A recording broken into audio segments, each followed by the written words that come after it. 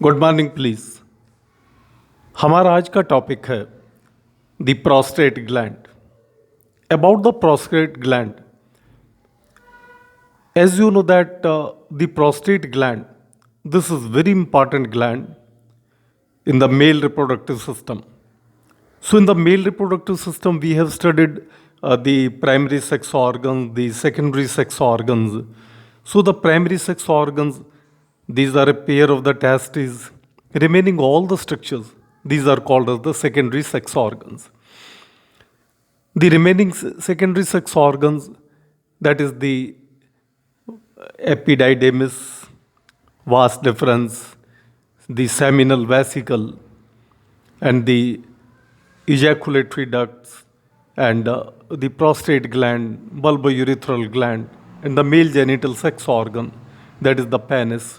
These all are called as the secondary sex organs.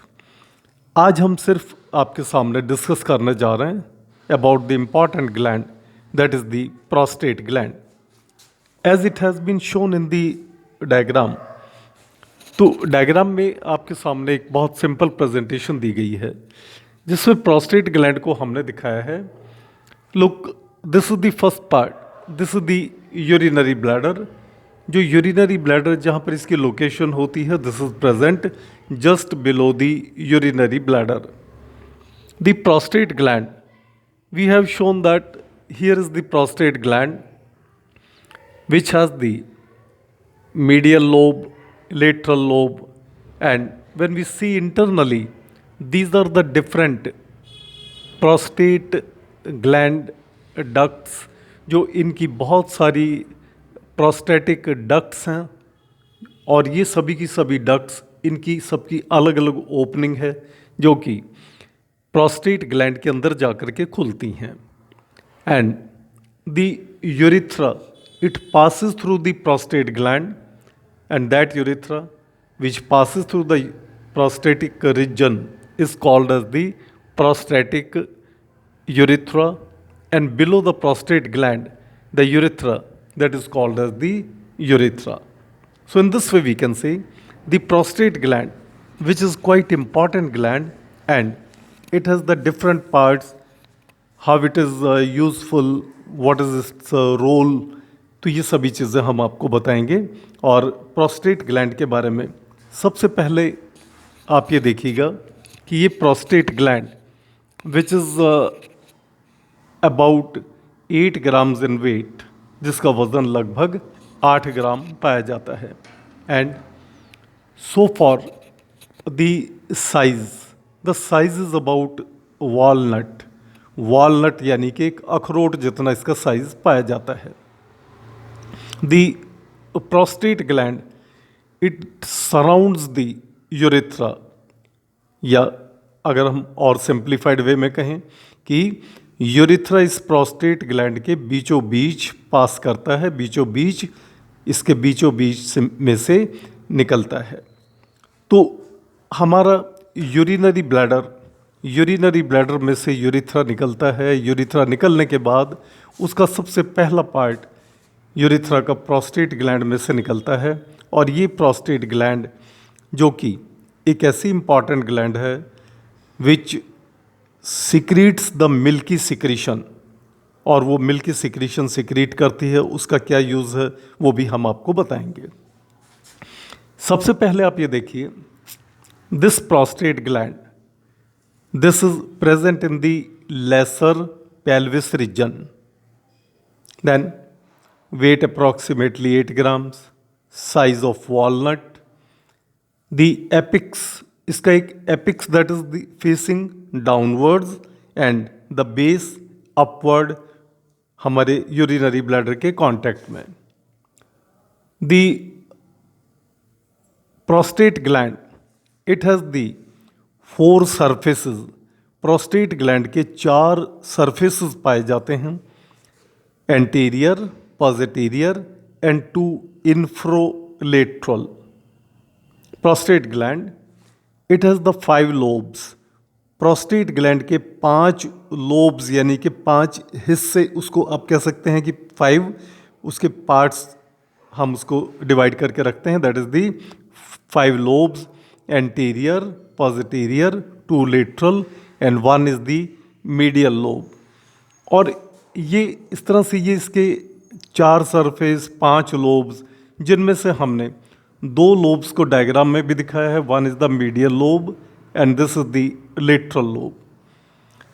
Then when we see the internal structure prostate gland की, जब हम internal structure को देखते हैं, it contains number of the small structures. ये देखिएगा जैसे कि आपको डायग्राम में दिखाई गई हैं। These small structures, these are called as the prostate ducts. इनको हम कहते हैं प्रोस्टेट डक्ट्स। और ये प्रोस्टेट डक्ट्स की सबकी अलग अलग ओपनिंग है। ये देखिए ये सबकी अलग अलग ओपनिंग है, जिसका नाम लिखा गया है opening of duct of prostate gland.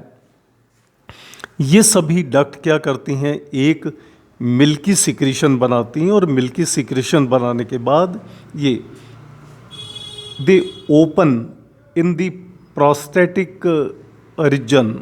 Prostatic region के अंदर खुलती हैं। Prostatic utricle, what is the prostatic utricle? This is a small projection above the urethra and ejaculatory duct. Ejaculatory ducts हमारी 2 पाई जाती हैं।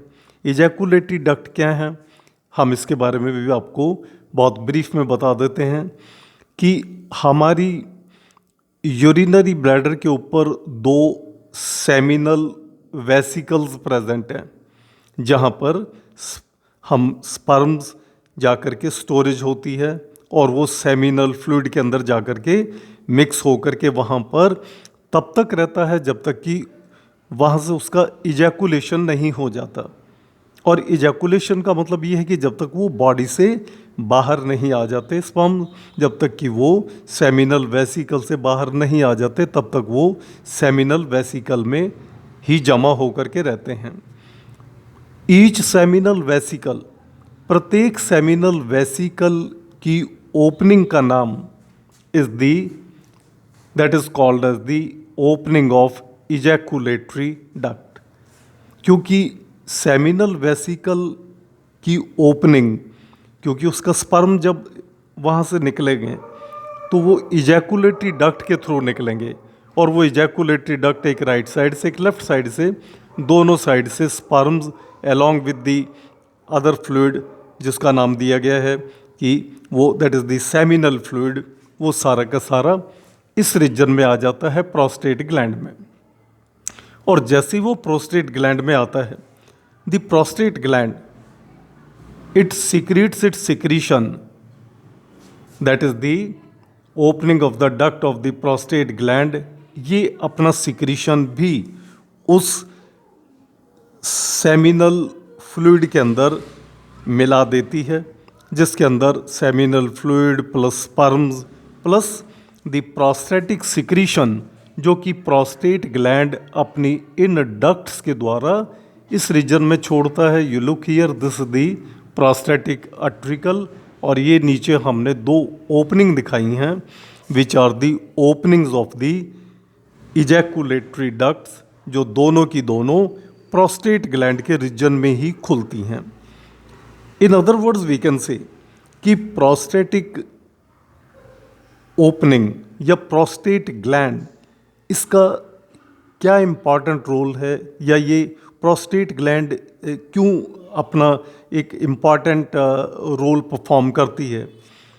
When there the sperms are ejaculated, it provides the alkaline medium as well as it increases the volume of the sperms, it increases the volume of the fluid for the movement of the sperm, क्योंकि movement करने के लिए, sperms की movement के लिए, sperm को जितना ज़्यादा फ्लूइड मटेरियल मिलेगा, स्पर्म उतनी ही आसानी के साथ अपना मूवमेंट दिखा पाएंगे, और उसके साथ साथ ये उसको न्यूट्रिशन भी प्रोवाइड करती है।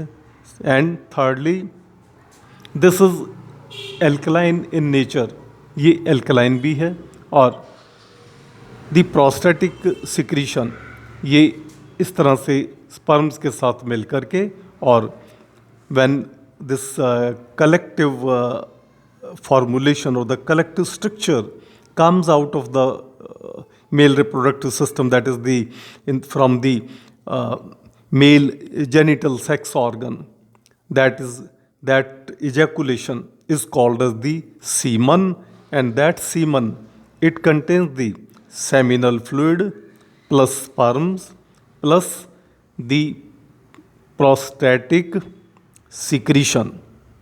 हम सिंपली ये कह सकते हैं कि स्पर्म्स, उनके साथ seminal fluid plus prostate gland का फ्लूइड, ये सभी मिली जुली स्ट्रक्चर्स जिसका नाम सीमन दिया गया है, उसमें प्रोस्टेट ग्लैंड का भी एक बहुत बड़ा योगदान है, a very large contribution, because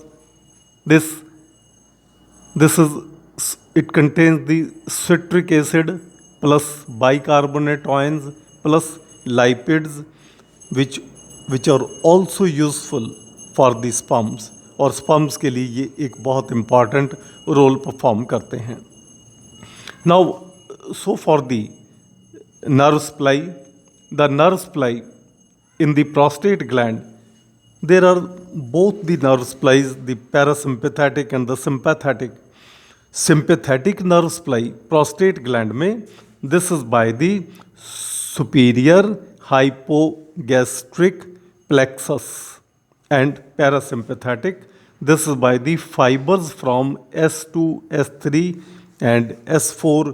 तो इस तरह से प्रोस्टेट ग्लैंड के बारे में अगर ब्रीफ के अंदर हम इसको हाईलाइट करें तो हम आपको ये बताएंगे कि prostate gland male reproductive system की एक बहुत इम्पॉर्टेंट ग्लैंड है, जो यूरिनरी ब्लैडर के ठीक नीचे पाई जाती है और जिसमें से यूरिथ्रा पास करता है, और ये अपना सिक्रीशन ड्यूरिंग द इजैकुलेशन, जब स्पर्म्स इस रीजन में से बाहर आते हैं तो ये अपना सिक्रीशन भी उसके साथ डाल देती है, which is very useful for the sperms, क्योंकि स्पर्म्स की मोबाइलिटी के लिए, मोटाइलिटी, मूवमेंट के लिए उसको एक ज़्यादा से ज़्यादा फ्लूइड मिल जाता है, एक उसके साथ उसको एल्कलाइन मीडियम मिल जाता है, उसको फूड मटेरियल मिल जाता है, और इस तरह से ये स्पर्म्स के लिए एक बहुत यूज़फुल रहती हैं.